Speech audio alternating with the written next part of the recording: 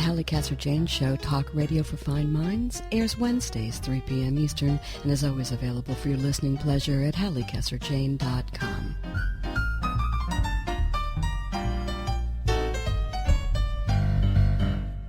And is illusion alive and kicking now? Talk to me, David. You're right. It is an illusion, but it's also something that these ordinary people had to live. They knew how to live it. They knew how to maintain that illusion that had been so carefully created for and about them.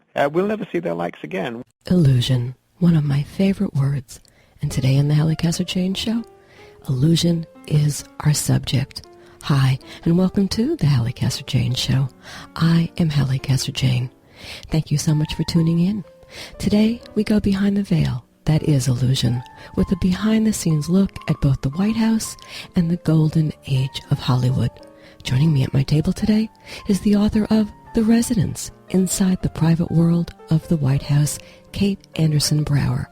And in our second half hour, the authors of In the Company of Legends, Joan Kramer and David Heely. But before we begin, today, the Halli Casser-Jayne Show is brought to you by Audible.com, a leading provider of spoken audio information and entertainment. Get a free audiobook and 30-day trial today by signing up at www.audibletrial.com/The Halli Casser-Jayne Show. And remember, the Halli Casser-Jayne Show is always available online at HalliCasserJayne.com and a host of venues including iHeartRadio, Stitcher.com, Spreaker.com, and Blog Talk Radio.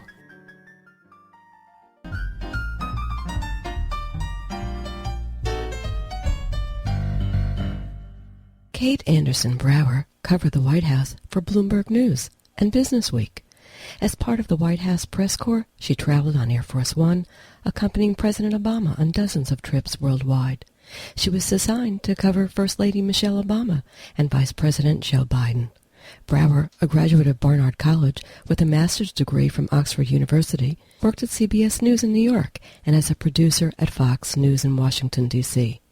In her new, much-talked-about book, The Residence, Inside the Private World of the White House, Brower sheds light on the 96 full-time staff members devoted to the maintenance of the White House and to the comfort of the families who inhabit it, drawing on hundreds of hours of interviews with butlers, maids, chefs, florists, doormen, and other staffers, as well as former First Ladies and First Family members.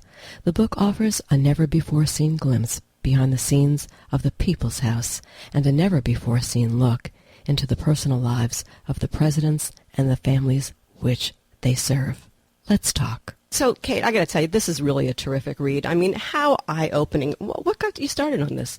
Well, I covered the White House for Bloomberg News for 4 years, President Obama's first term, and I was on maternity leave actually after our first child was born, and I was just binge watching Downton Abbey. This was in 2012, and it reminded me of a lunch that I was invited to with First Lady Michelle Obama, and it was I had been in the White House, more than 100 times, just covering events in the East Room and whatnot, but I had never been in this kind of hidden room tucked away by the state dining room. It's called the Old Family Dining Room, and it was just a beautiful, elegant lunch, and a butler was floating in and out of the room, and it just felt like we were in, the Four Seasons, and Mrs. Obama clearly had a rapport with him, and so it just made me wonder, who are these people behind the scenes, and it kind of is our own version of Downton Abbey. We don't have anything else like it. There's no Buckingham Palace here to compare it to, or palace, aristocracy, and so this is really what we have, and it was an incredible journey. It took 2 years to report, and it was really a lot of fun to get to know all these people. Oh, I'll bet it was, and I can't wait to get into that nitty-gritty with you in a second. Interesting how romance-centric the Brits series, those upstairs, downstairs, Downton Abbey, Gosford Parks are, and this very little romance running in the behind the scenes in the White House. It's gosh darn hard work, and I think people don't, who would have ever thought about it? So who are these people who shared so much of this with you? I mean, give me some examples. Well, there were more than 50 former resident staffers and one current part-time butler who I interviewed. And they really are, they're the butlers, maids, engineers, plumbers, florists, cooks, chefs, who make the White House run, and they're 96 full-time staffers at the White House. and they are just fiercely loyal to each first family, and it's incredible. I mean, I interviewed one person who was head of the storeroom, and named Bill Hamilton, and he started in the Eisenhower administration. So he is the longest-serving resident staffer in modern history from 58 to 2013. I mean, that's just an incredible period of time. But the book covers 10 different administrations, and it goes back 50 years. Unbelievable. You know what I'm fascinated with? I'm fascinated with that word loyalty, a word that seems almost extinct in these kind of me-centric times that we live in. Talk to me about that. How hard was it to get the fiercely loyal help to talk to you? Because there was a time when they wouldn't have divulged anything about the goings-on in the White House. That seems to have changed, and maybe it's your talent to get people to talk? Well, most of these people had never been approached by a reporter before, so it was just simply that no one had asked them. You know, people I think wrongly assume that they can't talk to you, but I mean, if you check, a lot of these staffers, J.B. West, who was the chief usher at the White House, wrote Upstairs at the White House. They have written books. And but this is a unique way, because I think I get kind of a lot of different staffers to talk, like across the board, people who do different things, and I give an overview of what those jobs are. You know, I had no idea that there was a plumber at the White House. I guess you just never think about it. Right. And so it was difficult. I mean, it really took 2 years to get them to open up. I would go out to lunches, have coffees, talk on the phone, check in a lot. I mean, it's sad too, because one of the butlers who I really liked, Linwood Westray, and he was wonderful. He started during the Kennedy administration, and he passed away recently. And another painter, Cletus Clark, passed away recently. So I've been going to funerals, and it's amazing too that the first families attend some of these funerals. I mean, James Ramsey, a longtime White House butler, was a favorite of George W. Bush and Laura Bush, and Laura Bush gave his eulogy, you know, in person at his funeral in D.C. You know, she traveled from Texas, and it just goes to show how close they become. Something that stood out to me, and that's the work ethic of these people. They're unbelievable. Mm-hmm. This is the people's house, or what President Harry Truman called this great white jail. Jail, yeah. I mean, what did Michelle Obama say? She described it as a really nice prison. I mean, they get themselves... Well, it really is. Well, for sure. Absolutely. They get themselves all tangled up over the process of even making a bed, the sleigh bed in room 328. Talk about that. That was hilarious. I love that story, because they backstairs at the White House, they refer to these rooms by room numbers as though they're hotel rooms. And room 328, has this infamous sleigh beds that one of the maids told me everyone dreads making, because sleigh beds are so hard to make. But, I mean, it really is like a fancy New York apartment. That's what one Obama advisor told me. And it's funny, the chief usher who will escort President Obama from the residence to the West Wing, you know, President Obama will bring things up like the Wi-Fi and the plumbing. And, you know, who else is he going to talk to about that stuff? You know, just problems that anybody has in their house. It's true. So, for all intent and purposes, besides being the residence for the leader of the free world, the Heely free leader, maybe we'll have a female soon, who knows, right? Mm-hmm. But presidents come and go. The staff doesn't. It remains. And that, to me, is interesting. Also, I see this place almost as a museum. What about you? Yeah, I mean, it's definitely our most public private home. It's also a home, too, right? I mean, we don't think of it in that way. And I interviewed the Johnson daughters. I interviewed 3 former first ladies and the children of 4 presidents, including, you know, the Nixon girls, the Johnson daughters. And Lucy and Linda Johnson described having to listen to Vietnam protesters in Lafayette Square, you know, and they could hear them shouting, you know, hey, LBJ, how many boys we killed today? And it's a very hard position to be in, because you are right there in such a public place, and you really never feel truly alone. But the staff's job is to make you feel like this is your sanctuary, you know. Did they like living in the White House, or what was their... Oh, Barbara Bush loved it. She told me she wished she could go back and not have the responsibility of being First Lady. Rosalind Carter painted a different picture. She said, you know, she trusted the staff completely, and she was grateful to them because the Iran hostage crisis is going on, and they would give her time alone on the Truman balcony with the president just to relax, because he was absolutely under so much pressure during his time in the White House. But at the same time, she was overwhelmed by just the money. It costs a lot of money to live in the White House, because they pay for all their food. And she described her first food bill, and she was just astonished. It was $600, which, in the 70s was a lot of money, and they get charged for every little thing that they eat and that their friends eat. And I don't think most people realize that. And, obviously the Carters had the money to pay for it, but she would often ask for leftovers. And it's not a cheap place to live. No, it certainly is not. Here's another thing. There's something old world about it. And, I just read a very funny thing. You'll appreciate that. So, that millennials are selling off their mother's china and place settings. And, there's no place for Waterford crystal in the real world anymore, right? And this place, they're putting flower arrangements in rooms that nobody's been in 14 years. Talk to me. Yeah, I love that. One of the people I interviewed, Reed Cherlin, who was a West Wing staffer, he described how wonderful it was, to just wander around the halls and you'd see like a beautiful vase with gorgeous flowers and in a little spot where no one else will ever go. But it's a lot about appearances. And Nancy Reagan, in fact, when the Gorbachevs made their famous visit to the White House in the 80s, made sure that the florist changed the flowers 3 times in one day to sort of knock the socks off of Reza Gorbachev.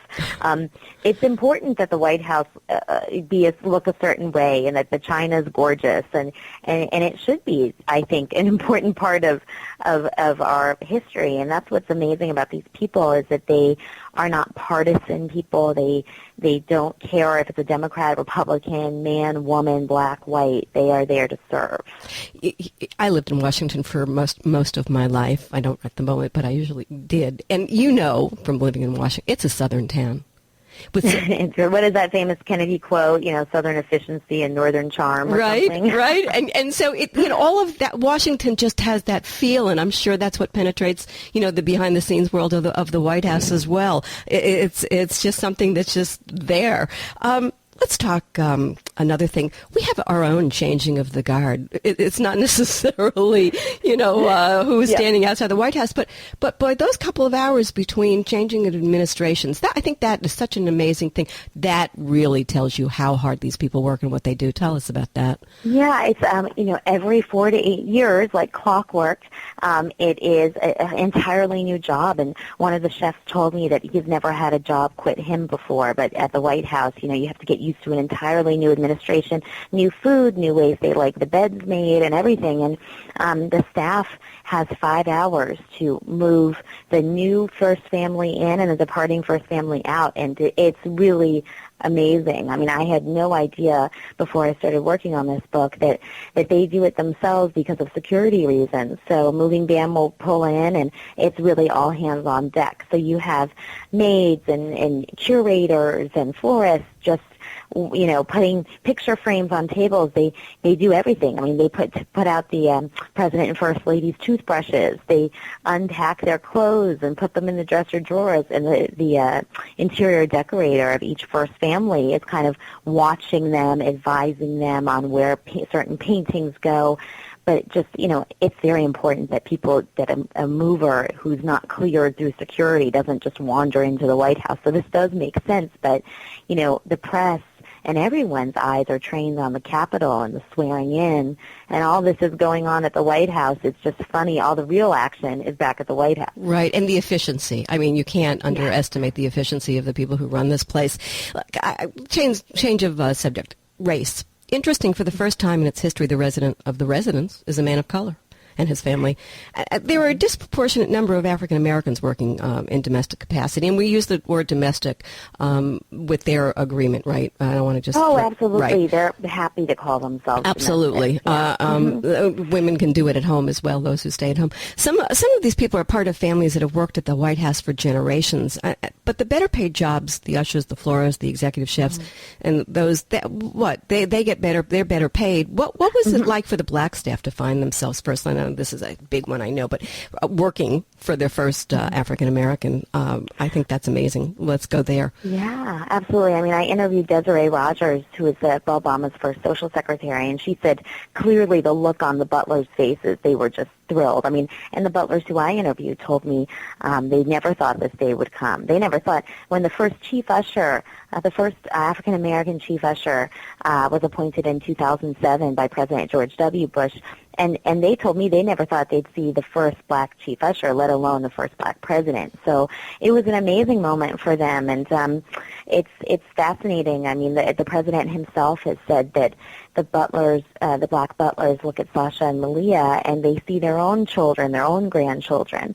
And, it raises a fascinating question. I mean, Michelle Obama has relatives who were maids, and the president famously talks about race in 2008. So, but it's an unspoken bond that they have, that they've all gone through what it's like to be black in America. And, there are really interesting stories about the Temptations and James Brown and all these amazing acts coming to the White House in the 60s.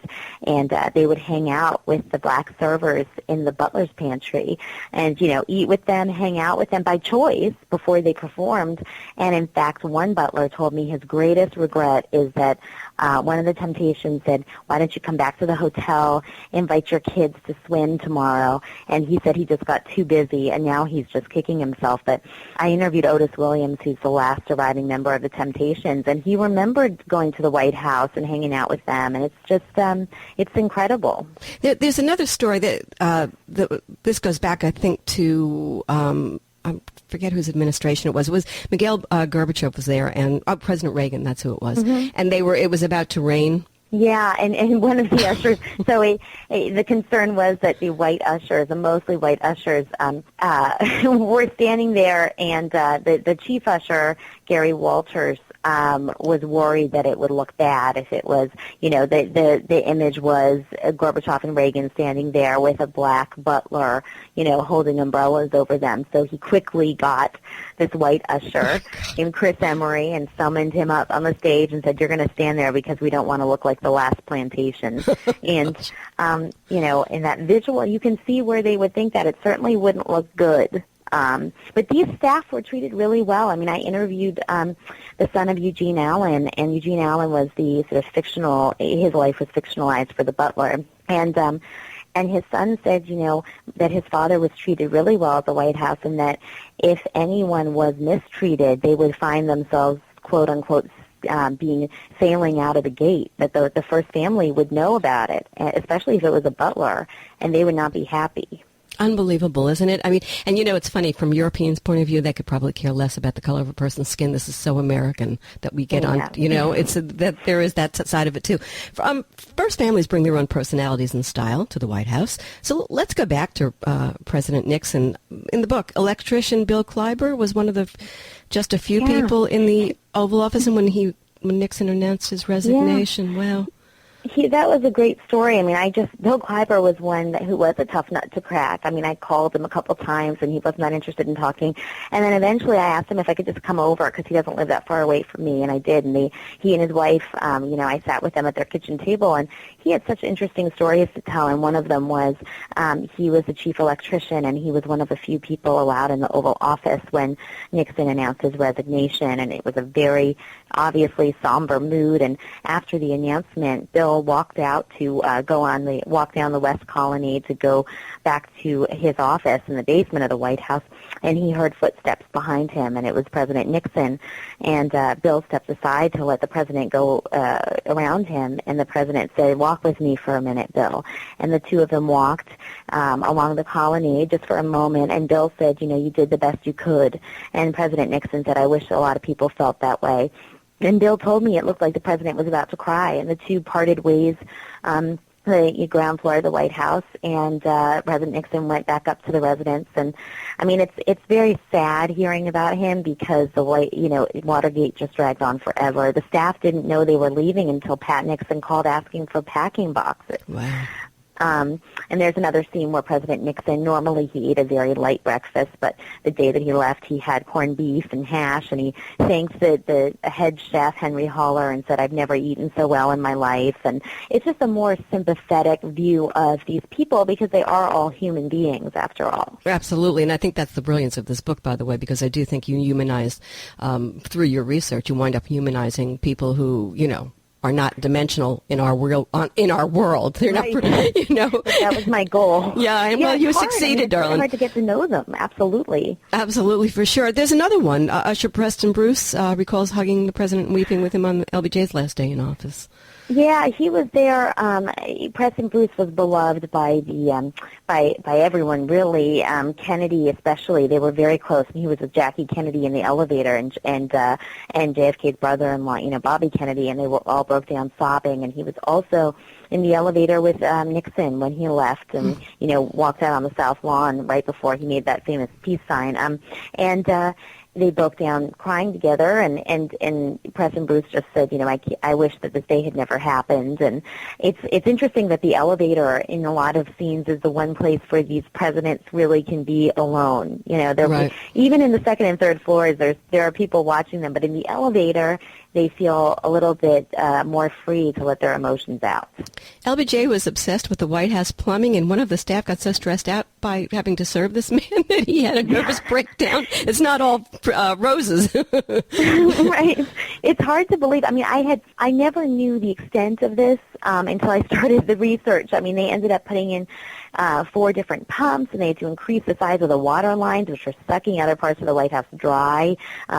Johnson pulled aside the chief usher and said, if you can't get the shower of mine fixed, I'm going to have to move back to the Elms, which was his Washington, D.C. house. And he wanted he had 6 different shower nozzles pointing at all parts of his body, and he wanted it to have a fire hose strength intensity, never wanted it warm. He wanted cold to hot.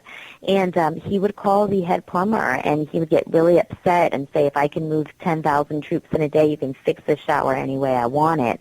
And the irony of all of it is that Richard Nixon came in and took one look at this elaborate setup and just said, get rid of this stuff. So 5+ years of obsessing about the shower, and, Nixon didn't want it. Oh, my gosh. Oh, my gosh. Oh, my gosh. Here's another one. Pot in the White House. Give me a break. Yeah, the Carter sons would come and stay from time to time in the 3rd floor of the White House. There were 3 of them, and they were, in their 20s. And one of the florists told me, and this was on the record, a lot of these interviews are on the record, he told me that he would regularly have to move bongs, and another staffer confirmed that.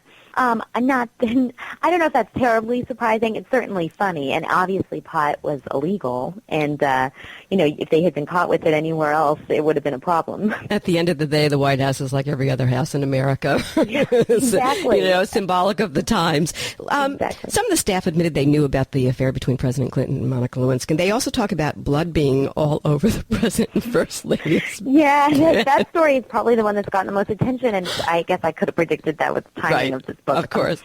But, one of the staffers said that they were called up to the president and first lady's bedroom, and there was blood on the bed, and that they all thought that Hillary Clinton clocked them with a book. There was a lot of arguing. The president said he walked into the bathroom door in the middle of the night. But it was a tumultuous time for them. The entire 8 years of the Clintons was a tough time for the staff, because they felt that the Clintons never really knew what they wanted, and the Obamas and the Clintons weren't used to having staff, and I think that is a real difference. They didn't like feeling like people were watching them. They wanted the phone lines to be made into private phone lines, just like at any house, so they could dial themselves. And when the president picked up the phone and an operator answered on the other line, he said, what the heck is this? I want to make a phone call. I don't want to have to go through an operator. And one of the ushers said that really negated the security system that they had in place for years. When I read that part, what I was thinking? I was thinking that it was symbolic of modern-day presidencies, which, really began with Clinton. Because now President Obama can just make a phone call himself on his cell phone. Right, exactly. It's also different. It can't be easy for the residents of the resident or the staff. Privacy is at a premium on 1600 Pennsylvania Avenue. Florist Ron Payne recalls that after Carter lost his re-election bid, as we discussed earlier, he sobbed uncontrollably. These are these are some of the stuff that's revealed in this book. Painful, and what? Could it be vendetta? Why are some of these people dishing this dirt? Well, I mean, Ron Payne told me that, and then I confirmed that with someone else off the record just so I knew, but Ron did leave the White House. He was not happy when he left, but he was well-liked among the staff, and so, he did dish about a lot of stuff, and I did my due diligence to make sure that what he was saying was indeed true, because several other people said, yeah, that is right. I mean, even Rosalind Carter told me herself that it was very hard. I mean, they lost that election in November, and think of it, they have to stay in the White House until January, and it's humiliating, and especially in that case where President Carter was dealing with the Iran hostage crisis that consumed the 444 days of his time in the White House, and the Iranians eventually released these hostages like a few minutes after President Reagan was sworn in. It was incredibly humiliating for him. He had devoted so much time to that, and then, and the staff really had to cater to him because the time difference with Iran, so he would be working in the Oval Office all hours of the night trying to free these hostages. Yeah, the whole story is just utterly fascinating from soup to nuts. Everything that you put in this book is great. The one person I want to talk about before we close is Nancy Reagan and her screaming fit. Yeah, and that was told to me on the record by Christine Limerick, who was the head housekeeper. And Nancy Reagan was a perfectionist, and she didn't want any gray food on serving platters. Everything had to be lively. She was very involved. There's one scene where a chef tries 3 different desserts, shows her 3 different dessert options, and she didn't like any of them. And he said, I have 2 days until the state dinner, ma'am. I need to know what you want. And she said, you have 2 days and 2 nights. And so he, worked day and night to get this dessert right. But she got very angry about some of her Limoges porcelain boxes being broken. A couple other tchotchkes were broken. And she demanded that all of the things be put away for several weeks. And the head housekeeper, Christine Limerick, was just so upset because she really chewed her out, Christine told me. And Christine said she realized that she had to take a break because she was getting close to talking back. And you just cannot talk back to the First Lady. So she left for 5 years and returned. And she is by far one of the most beloved people at the White House. So I absolutely believe anything she says. And also a lot of these people, even when they say negative things, try to paint them in a positive light. They say, yes, Nancy Reagan was tough, but we always knew what she wanted, and she was happy if you gave her what she wanted. It's people like that with that kind of ability to manipulate and maneuver. That's why they work in the White House and you and I don't. So listen to me, Kate. While you're doing all of this, did you ever think, geez, this is just juicy stuff, but maybe we'd be all better off, following that old adage that, what goes on in the White House maybe should stay in the White House? I mean, after what you revealed in your book, honestly, why would any resident of the residency trust anyone whose job it is to serve them? I mean, is the residence, as President Truman said, a prison, or is it a stay in solitary confinement? I mean, really? Well, I think most of these stories pay tribute to the staff and their hard work. And I really wanted to do that because I don't think anybody realizes what it takes to run this 132-room house, But even, the staffers who work there would not talk to me, and I didn't want to put them in a position to talk to me, frankly, because it could get them fired. So they are safe to know that, the staffers who are there now will not say anything. And like I said, even these negative stories, and trust me, there are plenty of things that I'm sure they did not tell me that would be incredible to know. And I think we have a right to know more about these public figures who we elect, especially the president. This is someone we elect, and most of these stories are really humanizing and positive. Anything you chose not to put in the book? Yes, actually. I'm glad you asked that. Yeah, there are some things that I thought were, wow, a little bit much to put in there. So yeah, I definitely, gave it a careful consideration what I put in, what I left out. Kate, this is really a genius work. I have to give you credit for it, and I'm going to say that on air. Talk to me. How did it change you? Oh gosh, it was just so much fun to talk to these people and really delve into their lives. It's also been really bittersweet because Linwood Westray I became really close with, and I would check in on him every now and then, and he passed away before the book came out, and I really wanted to share it with him, so I've sent it to his daughter, and I'm trying to send it to other children whose relatives have passed away, because it's just I've talked to them in the last years of their lives, and I don't know. Some of these people in their 90s seem so vivacious to me. I just wouldn't have thought that he would have passed away. So that's been hard. I mean, it gives you a respect for these people who, never dish, never tell any, and Linwood really never said anything negative, and neither did James Ramsey. They're incredibly loyal. I've been speaking with Kate Andersen Brower, author of The Residence, Inside the Private World of the White House, by way of HarperCollins. For more information on Kate Andersen Brower and her book, visit Kate Andersen Brower, author, on Facebook.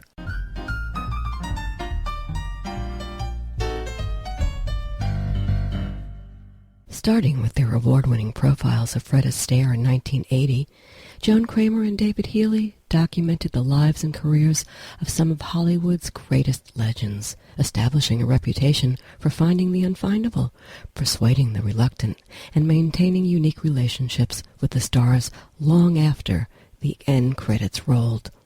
Their programs have received 5 Emmy Awards, 20 Emmy nominations, and many other national and international honors.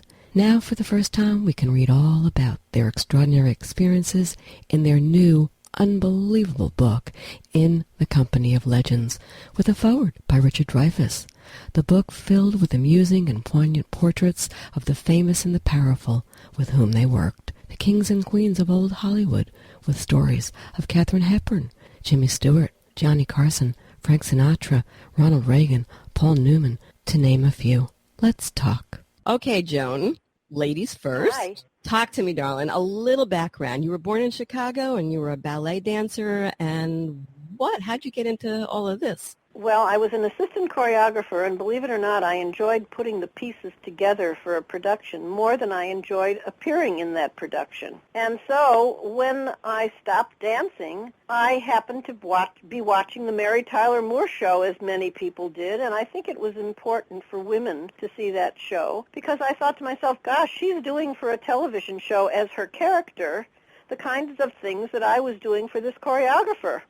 So I called all 3 networks and asked if there were any jobs available, and I wound up landing at the Dick Cavett Show. My favorite person in the whole wide world. I think I told you that off air. David, do I hear the King's English in your voice, or where are you from? There's still a little bit of leftover British English in my voice, yes. I was born in the north of England, and I lived in Britain until I was, 28, and then I moved to the States. So it's still there, although I'm very much American now. I think of myself as a New Yorker. You're a New Yorker. Then the way you just said New Yorker, yeah, you're a New Yorker.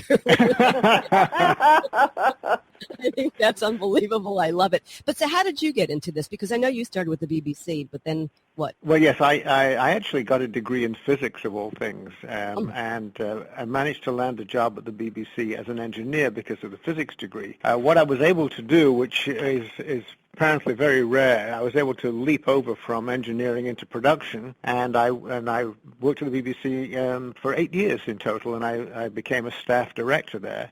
So when I came to the States, I was looking for work as a director, but it was very tough. And back in those days, it's hard to believe it, but we didn't even have video cassettes to carry around with us. So when I told people what I'd done, they pretty much had to take my word for it. And I eventually landed a job as an associate director at New York's public television station, WNET, and climbed the ladder from there. And then Joan and I met. Tell me, one of you, Joan, tell me how you met. Well, I was writing some intermission segments for Live from Lincoln Center when Robert McNeil, formerly of the McNeil-Lehrer Report, was the host of those segments. And he said to me, when we began to chat, he knew of my dance background, and he said to me, WNET is starting a local arts series, and I think you'd be a good candidate to work on it. And I thought, I don't want to work for public television, I don't think. I mean, I never really thought about it. And he said, why don't you give me your resume, and I'll pass it along to the executive producer. And dummy Joan here said, you know what, Robin, maybe, everybody calls him Robin.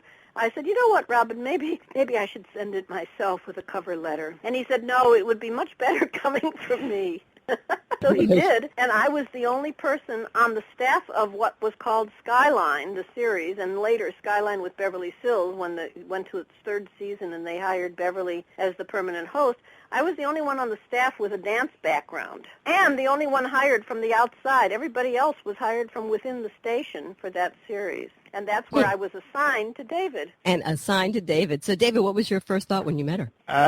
Well, we were too busy to have too many thoughts. I remember seeing her. She was sitting at the end of a long office, and it was a very busy series. So apart from the usual politenesses, we didn't talk very much until we started doing the first show together, which was about a stage and set designer, Ruben Terraro-Tunian. And nobody had done a show about stage and set designers before, so it was a show well worth doing, but it was almost traumatic.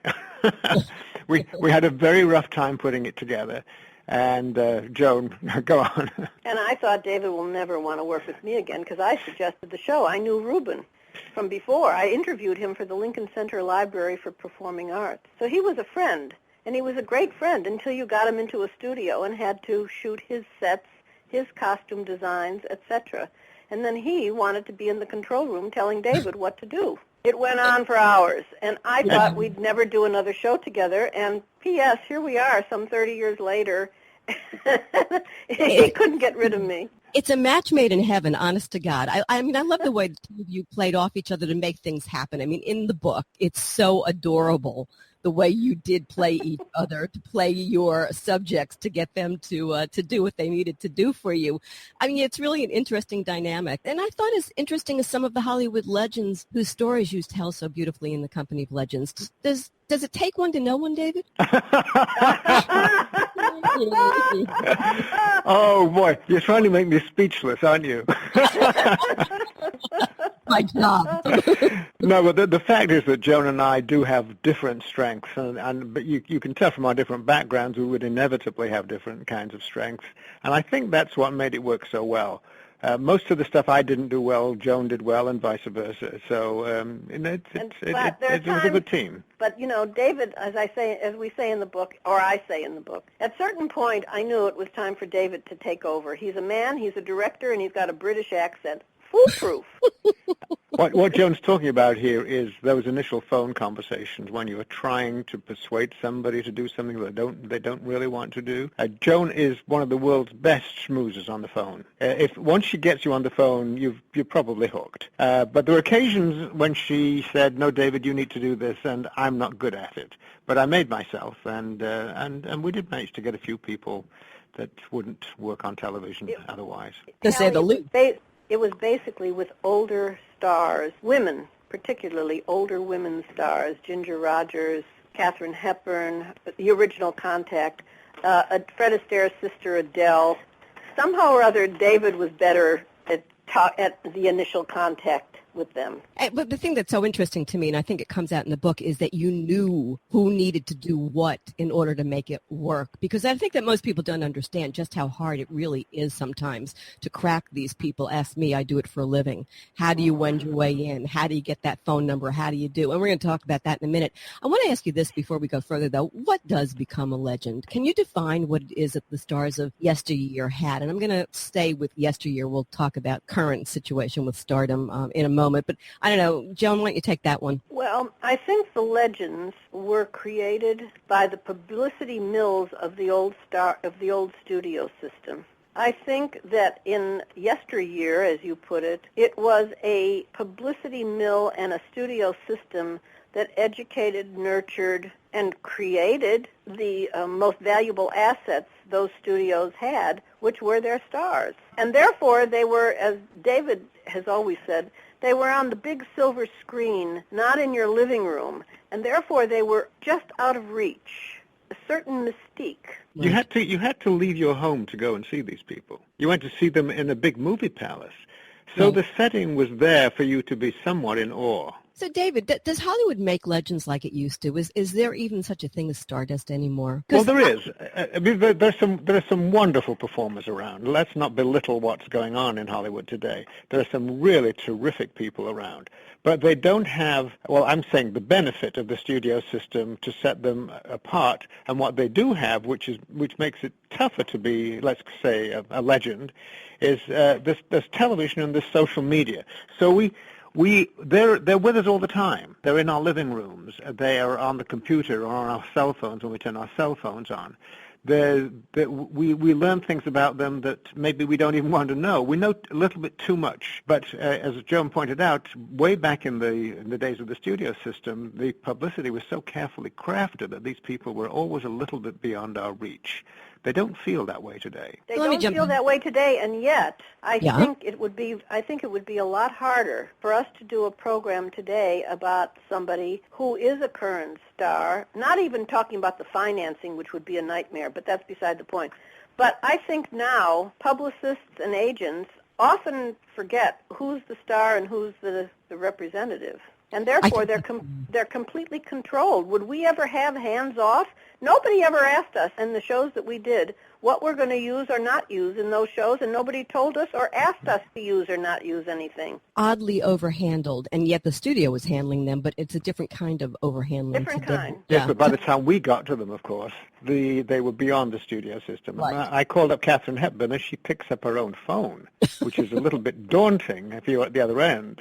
To say the least. Let me just go down one other avenue before we get to the specifics of it first, because I want to make this very clear. First of all, you're documentarians. I mean, that in itself is such a delicious art form. On the surface, as I said earlier, it seems like it's an easy job, right? It's not. Our job is to make these shows look easy and easy to digest, of course, but what goes on behind the scenes is far from easy, as you well know. Absolutely, but I mean, this is what's so interesting to me and what I want the audience to hear about that, and that's how you craft this whole thing, how you have to walk this fine line between the star, the publicist, the studio, everybody who's involved. Wow, that in itself is an art.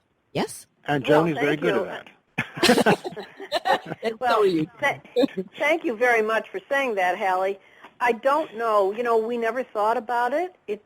That's the way we operated. I don't know. I mean, I don't know the answer to, I think you're asking me a question as to whether we think it's an art. I don't know. It's very much a case of when we were doing a job. We had a job. We had a certain amount of time with a certain amount of money to make a program that had to go on the air on a specific date, and we just did our job. And when you're doing it, you don't really think about it. You just say, how can we make this happen? It's only sometimes many years later that you will look back and say, oh, my goodness. And I imagine that's exactly what happened in the writing of this book.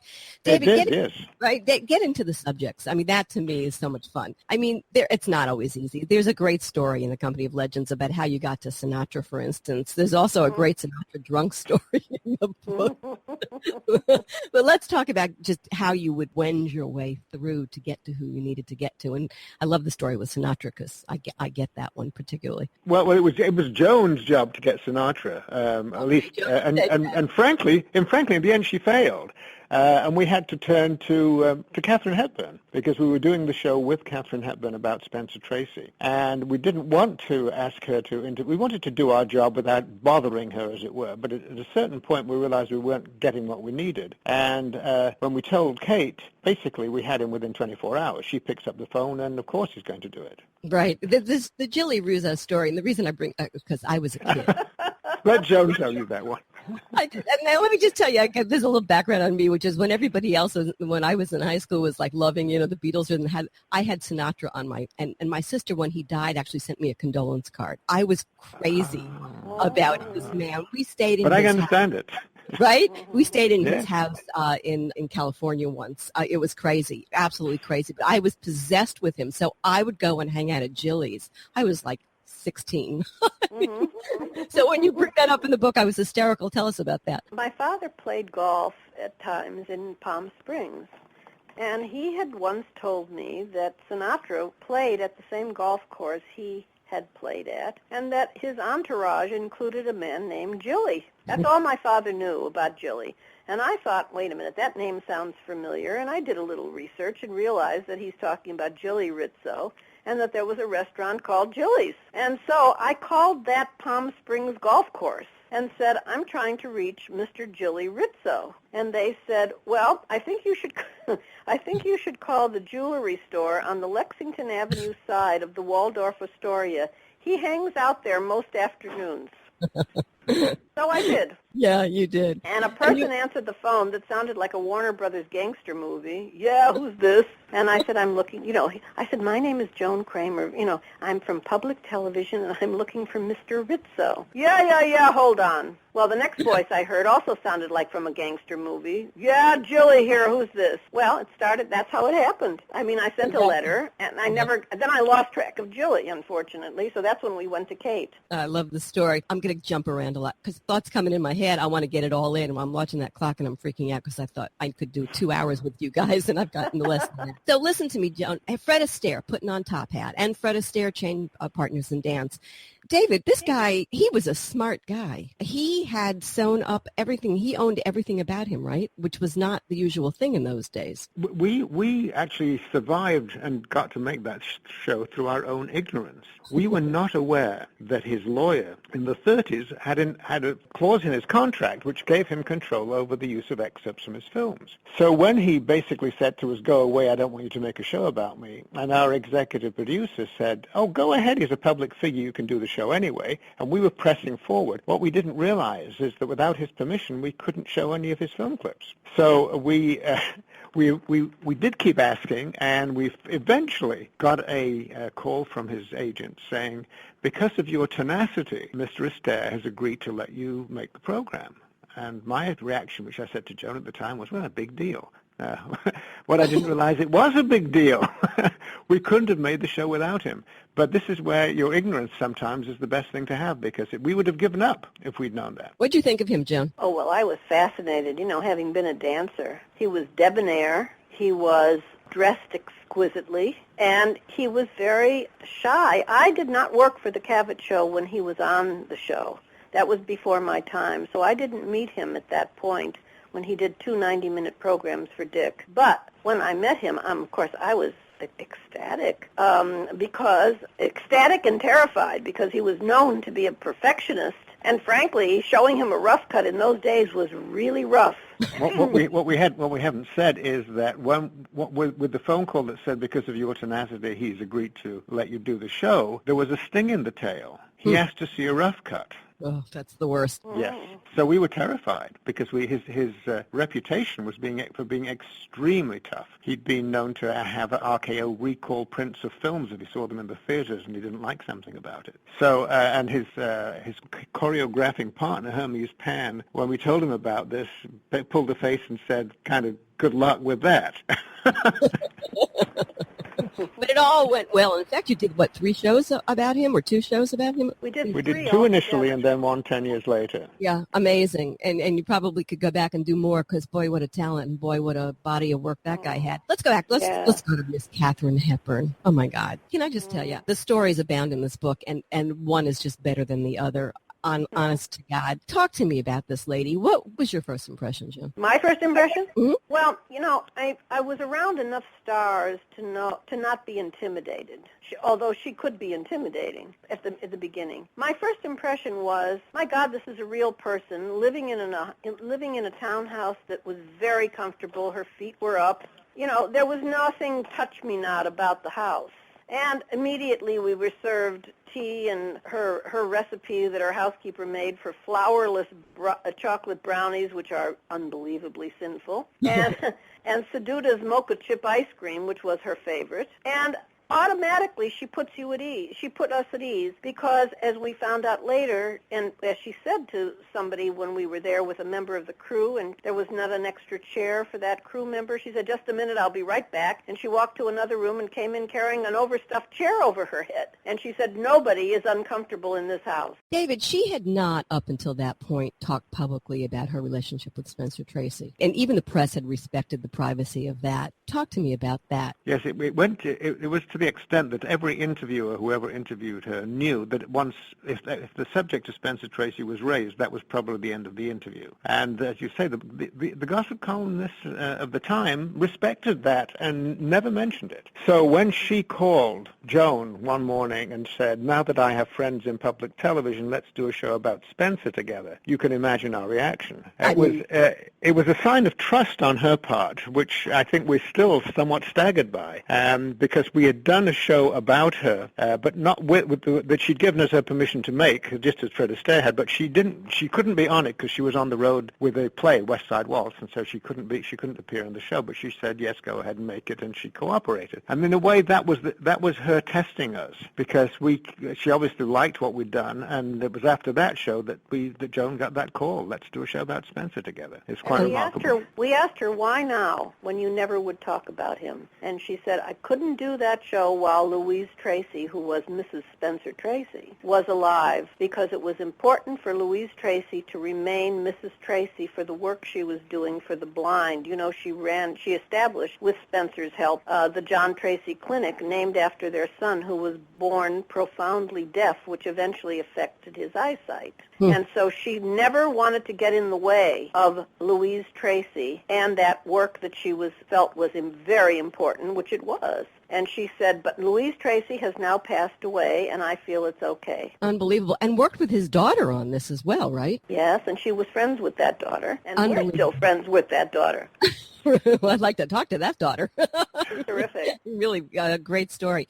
Listen, this is another thing that you the sleuthing you guys do on some of these projects. You learn that the rumor that Judy Garland actually sang President Kennedy to sleep singing Somewhere Over the Rainbow was true, even though Jackie Kennedy said at first it wasn't. And that's a great part of the book, so everybody's got to pick up this book. Let's not tell them the answer to all of that. But you also bust a lot of myths, and one of them, and I love this, was Johnny Carson had a crazy reputation for being very difficult to work with. That was not your experience, was it, David? We were very pleasantly surprised.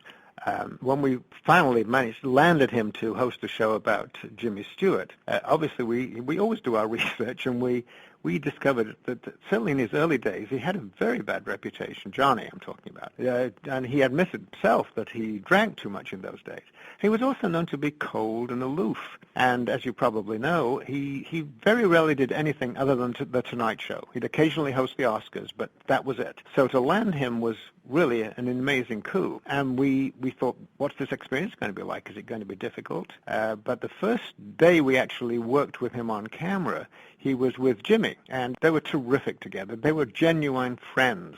It wasn't an act. When you saw Jimmy on Johnny's show, on The Tonight Show, and you say, oh, they're just performing for the camera. No, they really genuinely liked each other. But then we had a shoot a few weeks later, which was Johnny alone, and I remember saying to Joan, I'm afraid we might now see the real Johnny Carson. This might be a tough day. It never was. He was absolutely terrific. We just relished working with him. It was a wonderful experience. And nothing like the rumors and the stories you've heard. We stayed in touch, and we talked on the phone, and he invited us to a taping of The Tonight Show about 8 months or a year later, and we went back to talk to him. And we actually asked him to do some more shows, and he said, find me a subject that I care about as much as I care about Jimmy Stewart, and I'll do it. But I'm not going to do anybody he said, I'd be thrilled to work with you again, but I'm not going to do anybody that I don't care about, truly care about. And we asked him to do a show about Jack Benny, whom he really adored. And he said, I would have leapt at doing that show if Jack were alive. I cannot go on camera and talk to nobody. I'm not good at that. Amazing. Great quote in the book by Gore Vidal about the marriage of Paul Newman and Joanne Woodward. It works so well because they have nothing in common. Maybe that's the secret. Another of the great wits, of course. Absolutely, absolutely. That Paul Newman was a practical joker. Oh, my God. The funniest story in the world, when you pick up the phone, Joan, and call, and he plays one on you. Tell us quickly. It happened a lot. And I don't know why. I mean, I'm not the biggest genius in the world, but I'm not the biggest dummy either. And I fall headline and foot. What do you call that expression? Something and sinker. What do you call that? Hook, line, and sinker. Hook, line, and sinker. I fell right into the trap, and I'm carrying on. And whenever David hears me repeat that story to somebody, David falls on the floor because he's used to this kind of craziness from me. Unbelievable. And let's not be specific, because again, pick up this great book in the Company of Legends. Play a game with me, guys, okay? I'm going to throw out some names. I want the first impression, the first word that comes to mind, okay? David, Johnny Carson. Well, I think I've kind of done that for you. A charming, wonderful person to work with. I would leap at working with him again if it were possible. Joan, Nancy Reagan. Charming, nice, easy to talk to, friendly. She and Ronald Reagan were willing to talk to us forever. They had other things to do that afternoon, so the person in charge of the television department there didn't want us to stick around, but they kept talking. It was wonderful. I liked her a lot. David, Ginger Rogers. Oh, Ginger Rogers. Well, she was one of those people I had to persuade to come on the show. She said yes. I won't tell you how, but yes, we got her to agree to be on the show. She said, I'll do my own makeup and my own hair, come to my place, and I'll be ready at 2 o'clock. And she was ready before we were. One of the things I learned is that the stars from the old studio system were very, very disciplined. If they said they'd be ready at a certain time, they were ready usually before we were. She was charming, and she gave us some wonderful stories. After that initial resistance, she gave us some great stuff. Okay, how about Audrey Hepburn, Joan? Oh, well, Halli, I mean, that was somebody that I always wanted to meet. And when she agreed to do the Fred Astaire songbook and be its host, I was delighted. I expected her to be beautiful. She was. I expected her to be charming. She was. I expected her to be elegant. She was. What I didn't expect is that she was funny. She offered to do the whole show with a Cockney accent when she found out that David was from Britain. How about Henry Fonda, David? Henry, we met Henry just after he'd finished on Golden Pond, and we were doing that first show about Katharine Hepburn, and we were setting up to interview him, and he came out to watch the crew getting ready, and I went over to talk to him, just to chat, and I decided to try asking him. I said, let me tell you some of the questions we're going to ask you so you can get your thoughts together. And I went through every question, and every question he said, I don't have anything to say about that. What was astounding, and you know this in showbiz, it happened not just with Henry but with others, that we sat in front of the camera, turned on the lights and rolled the camera, and suddenly he had a lot to say. Isn't that amazing about those kind of people? And I'm glad that you said that, because that was really where I was going with the next one, because Katharine Hepburn talked to you about Katharine Hepburn, the character, right? And Jimmy Stewart, you saw him, you said the first time he looked like an old bent man, and then he appears on camera, and va-va-voom, he's alive and hilarious, right? Yes, crazy. Yes, it's lights, cameras, action, and then the movie star appears.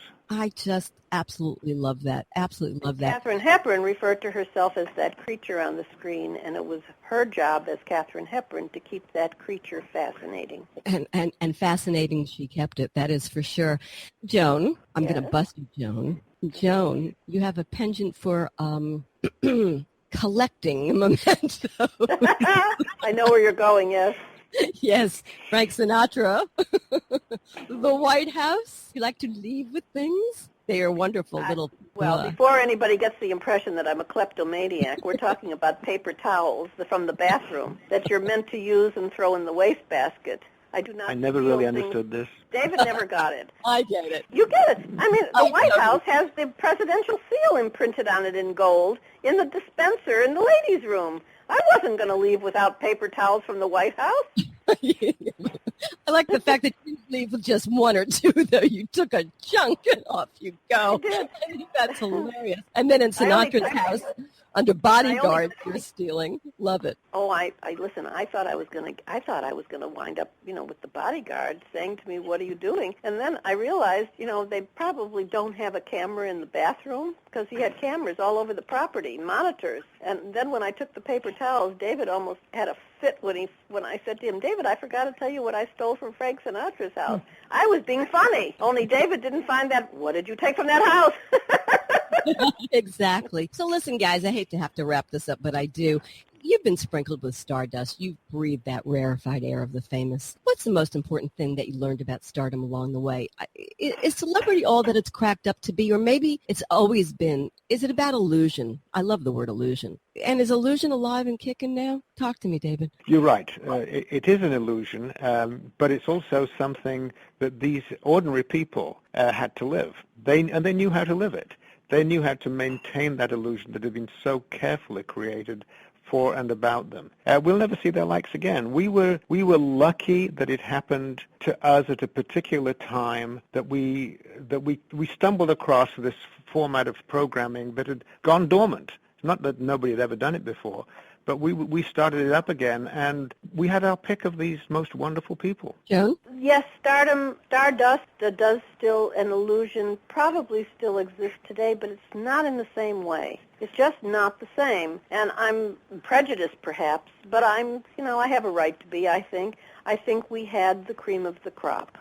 Certainly from the golden age of what is known as the golden age of Hollywood. Maybe today people will look back on now as the golden age of movie making. And there's wonderful movies, as David said earlier, and wonderful stars, but it's not quite the same. I've been speaking with documentarians and authors Joan Kramer and David Heely.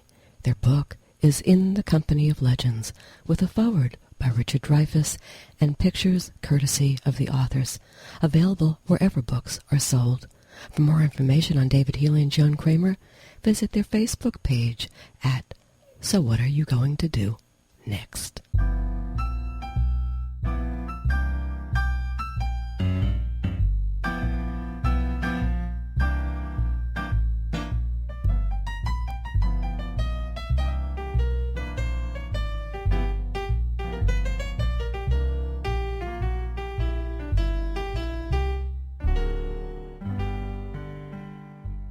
Before I go, I want to remind everyone that podcasts of current and past shows are always available to listen to free on iTunes under the Halli Casser-Jayne Show.